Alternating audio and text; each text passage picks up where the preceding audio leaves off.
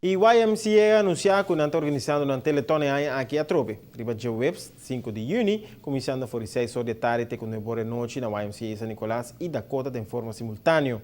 É a fundação que está especialmente para muitos que está conhecida para seu programa de Traimer Dia. Está boga para recordar no menos de 100.000 florin no próximo dia para lograr que lo haya cooperação de alguma celebridade de nossa comunidade que via telefone lo chama na amigo para aportar financeiramente.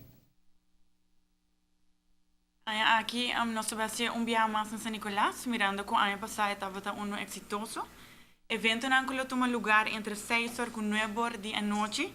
Tá dia 5 de junho está ribonja web, está muito importante passar. Tá música nós vamos ter de Notsbeat, Danville, Sticky Sounds e Music Monk. Aqui também tem DJ não acompanhar nós a noite aqui. Nós vamos ter Dino Jumpa e muito não.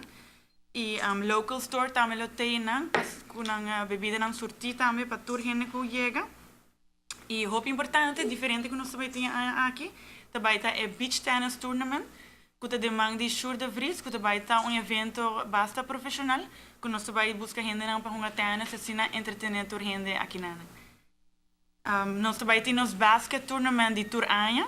Essa aqui tá algo de YMCA, basket começa mundialmente na YMCA. Porque sempre nós queremos manter isso aqui, mas claro, é parte mais importante e primordial dia teletonta e celebridades não custa bem para nós tanto na Dakota e na San Nicolás.